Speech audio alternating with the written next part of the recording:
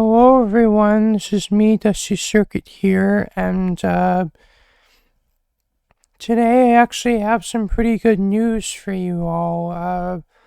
I finally have my computer fixed, and so what happened is basically the shipment of my CPU got delayed, and I think I talked about this in the previous video of this whole saga about my old computer situation I've been making, and basically,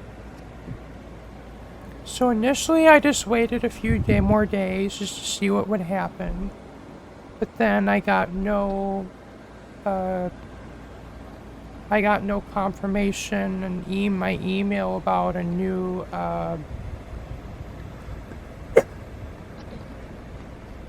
about a new delivery date. So how it usually works when I order things on Amazon, I get like a confirmation in my email of the purchase or the order, and then I would get another confirmation of the shipment, and this is also when the money is taken from my bank account. And then the next email I would get is the delivery. And I think that they would even send like a picture of the package in front of my door, which is kind of interesting. And so I got the confirmation. So also so this works. So I received the motherboard and the RAM on time, but the CPU unfortunately got delayed. And so I waited a few days, and then nothing happened. And then one day I was in a SCADE call, and one of my friends actually suggested that I reach out to Amazon customer support. And so I did that. And actually how it works is you can select like which order you're having trouble with. And so I selected the CPU order, and uh,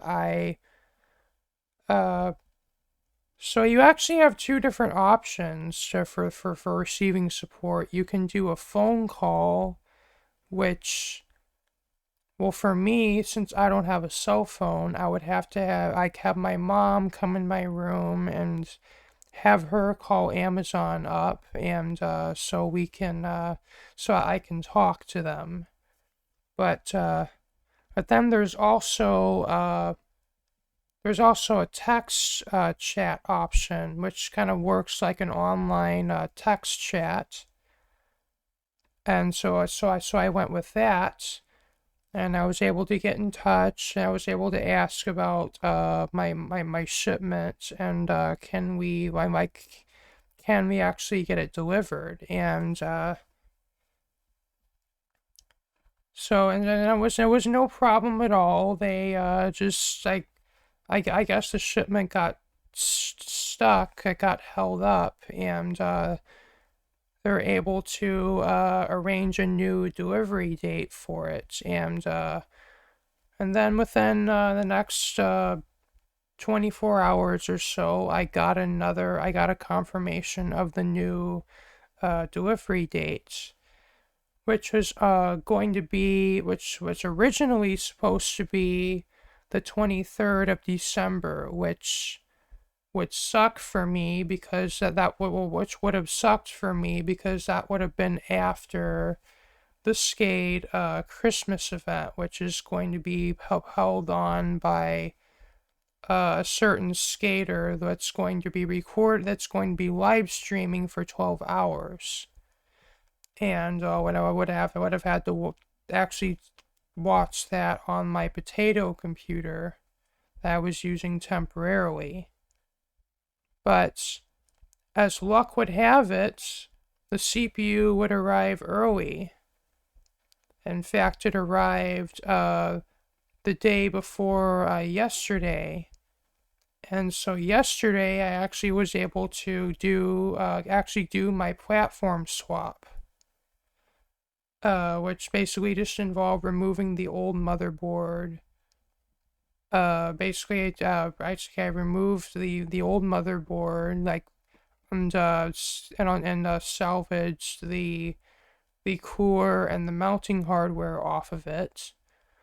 And then I just had to actually get the new motherboard, the RAM, and the CPU unboxed, and then assembled.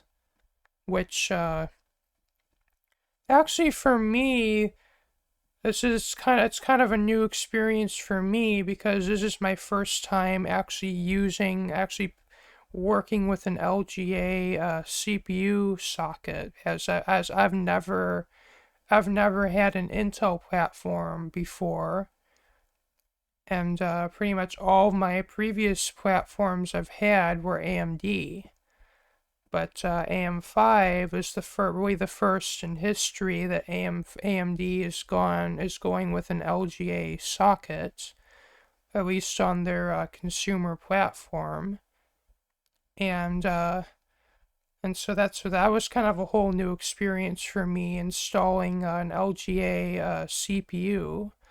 But I've watched videos. I've watched plenty of videos before actually doing it, and I was able to do it the first try, without damaging the socket or anything. And so then I installed the RAM, and then I installed my M.2 SSDs, which that was kind of the next thing I had to figure out, as the motherboard that I bought actually had a plastic retaining clip in place of where the screw would normally go. But it turns out it's actually a pretty easy system to use. You just have to, like, rotate the retaining latch 90 degrees, and then push the SSD down, and then return it back 90 degrees, and then it retains it in place. Which actually is kind of a nice system, because then you don't have that tiny little screw that could get lost if you're not careful with it. And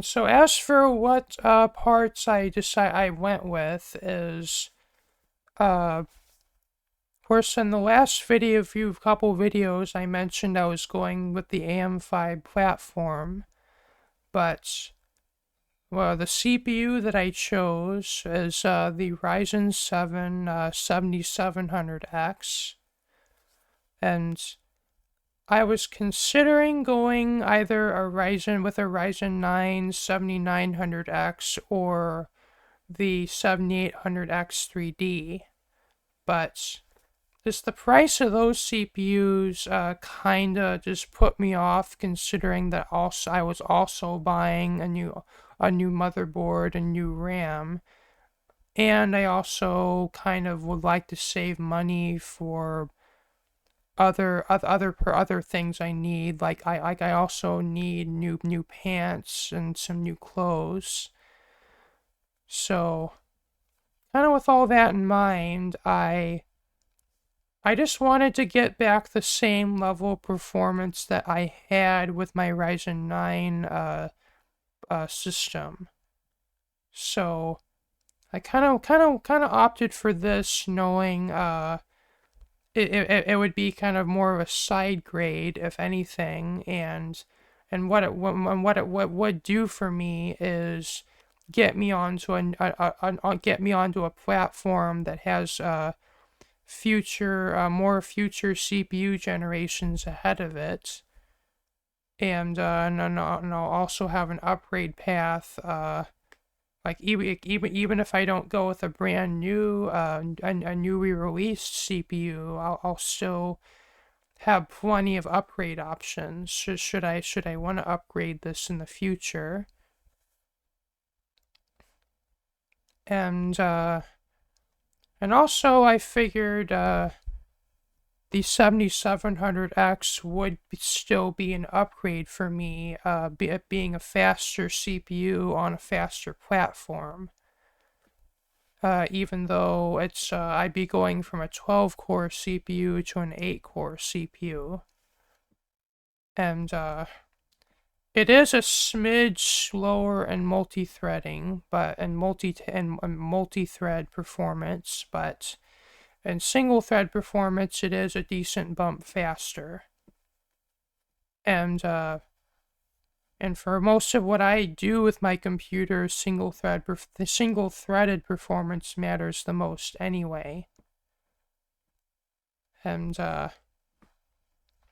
so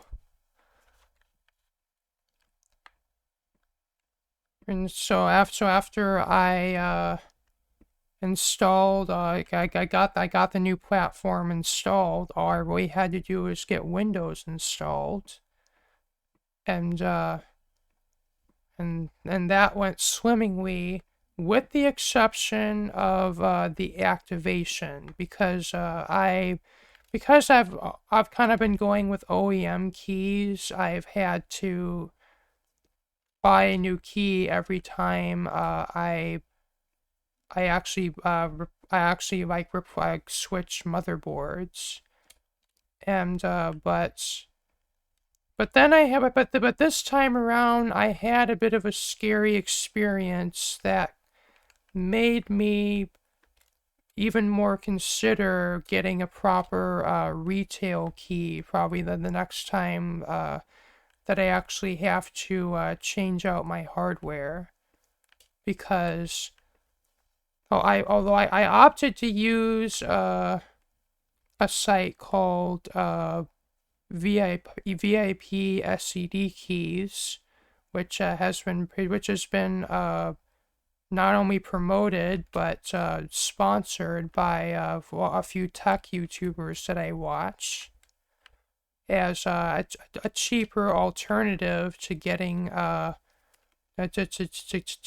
getting Windows keys. But the downside of it is it's technically it's a third-party affair that isn't officially supported by Microsoft, and at some point in the future, the key could become deactivated and your Windows could become deactivated. But I've been using that since I've been doing that since my very first computer build. So I haven't had bad luck with going that way. But what happened was I wasn't yet logged into my bank account, but it turns out, well, because this was an overseas purchase from another country, it got flagged that was flagged as suspicious activity by my bank account, and uh had to get on the phone with my mom, and that was a whole thing. But we got it worked out, and I was able to buy I was able to get the I was able to purchase the key that I needed, and when I was able to activate my Windows. But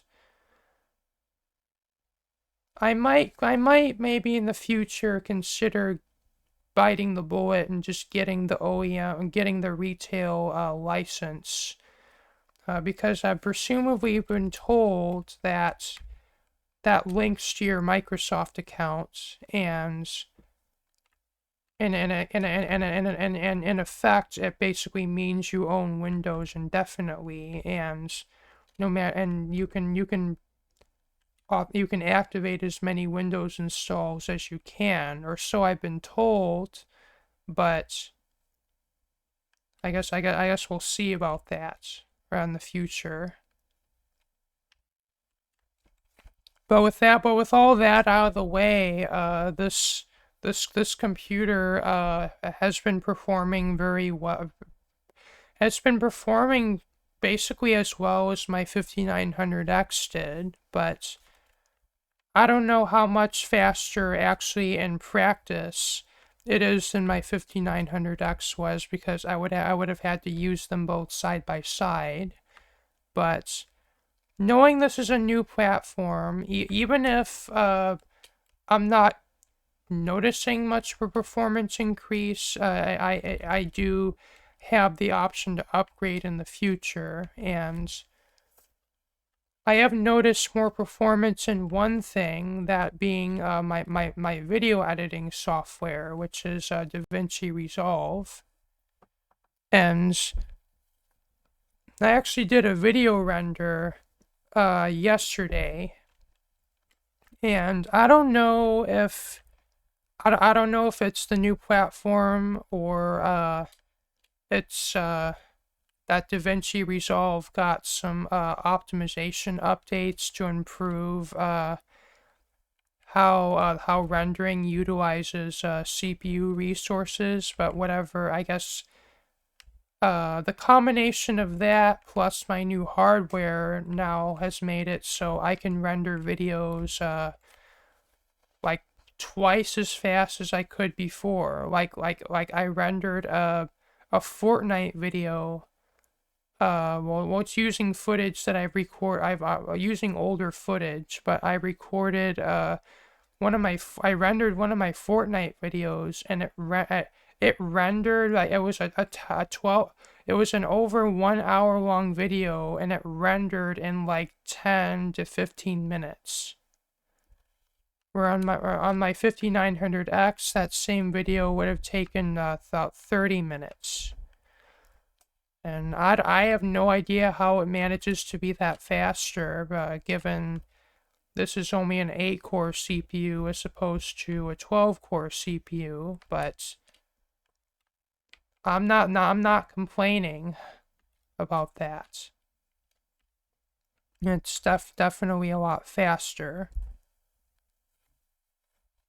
And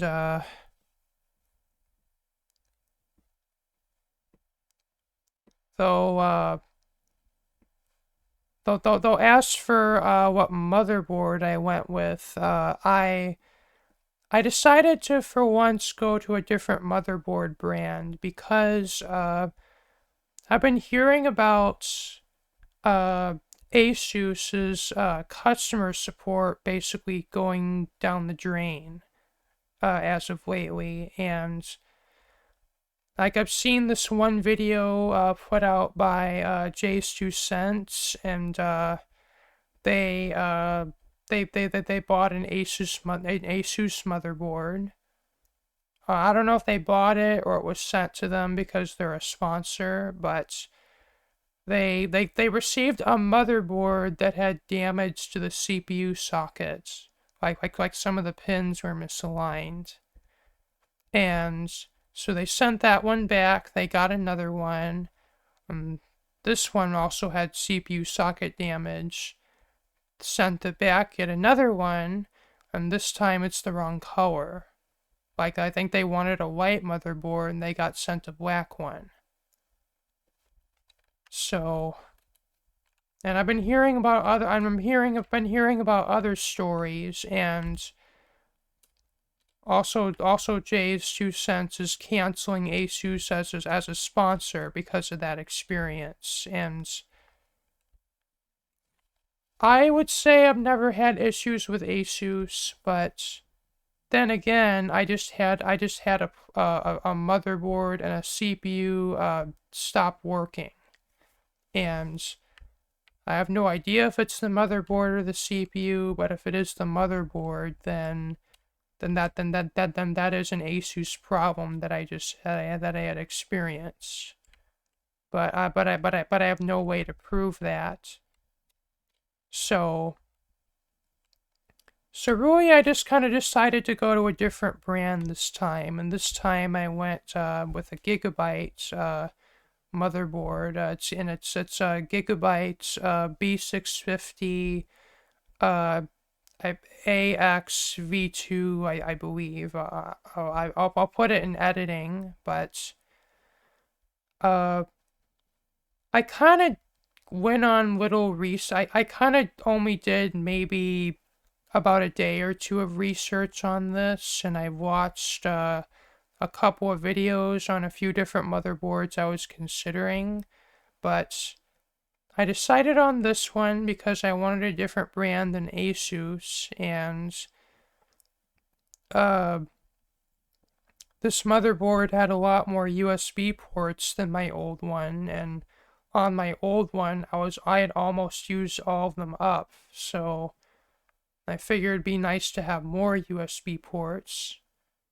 And this motherboard has a feature that makes removing the graphics card easier, which on my old motherboard, I've really struggled to unlatch the GPU retention tab.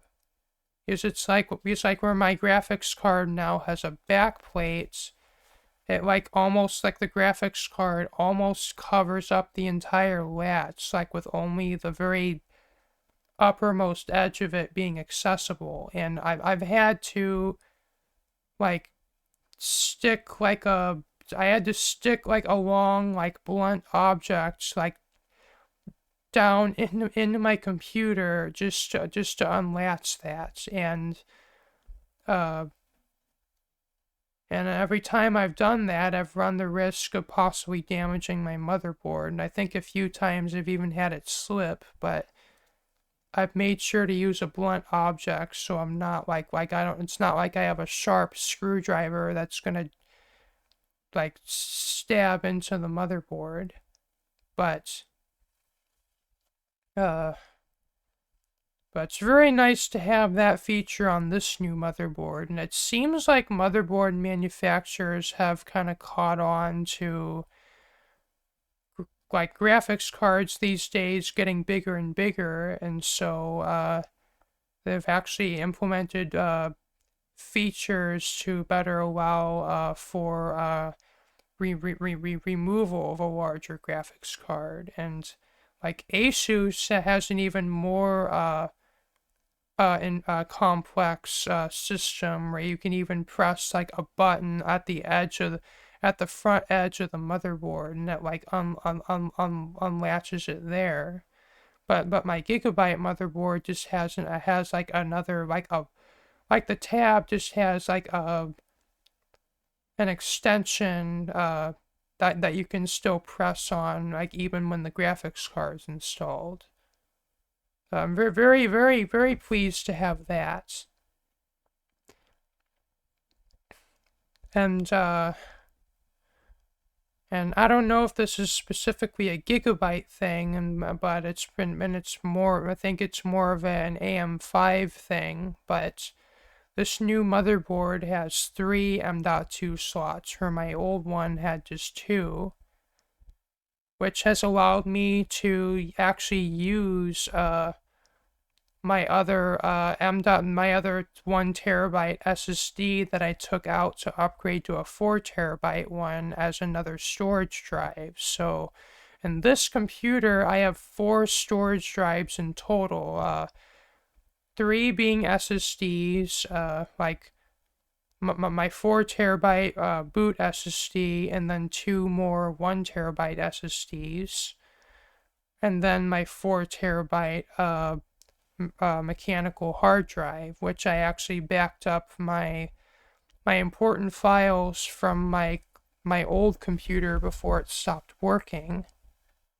And so I still have all my Minecraft instances and my Kerbal Space Program instances, and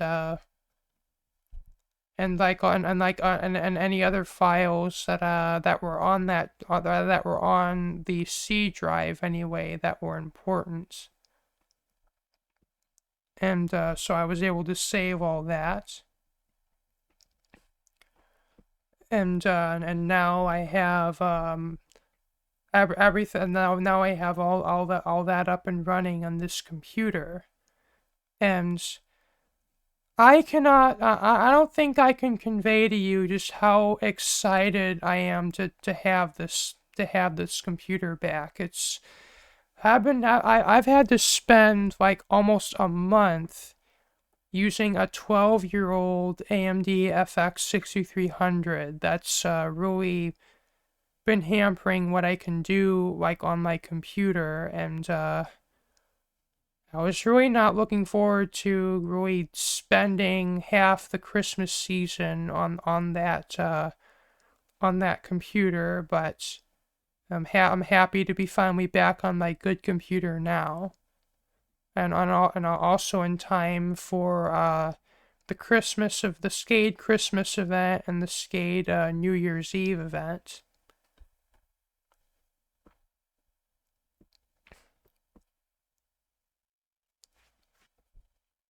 But